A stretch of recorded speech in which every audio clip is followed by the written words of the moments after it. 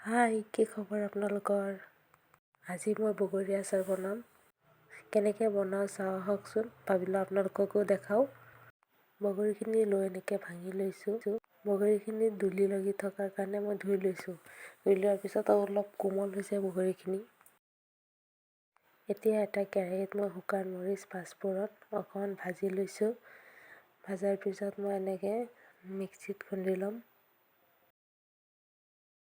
এতিয়া এটা কেৰাহী পাতি লৈছোঁ, তাত তেল দি দিছোঁ আৰু তেলত বগৰীখিনি অকণমান ভাজি ল'ম, কাৰণ বগৰীখিনিত পানী আছিলে।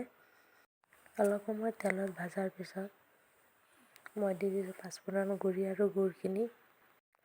নিমখ অপশ্যনেল হয়, আপোনাৰ মন গ'লে দিব পাৰে, নিদিবও পাৰে। মই অকণমান দিছোঁ, দেখুওৱা নাই। এনেকৈ লৰাই থাকোঁতে চাব একদম শুকাই যোৱাৰ নিচিনা হ'ব আৰু এটা আঠা আঠা ভাপ ওলাব। তেতিয়া জানিব যে আচাৰটো হৈ গ'ল। এয়া মোৰ আচাৰ ৰেডি। যদি ভিডিঅ'টো ভাল লাগিছে লাইক, কমেণ্ট এণ্ড ছাবস্ক্ৰাইব এটা কৰি দিব।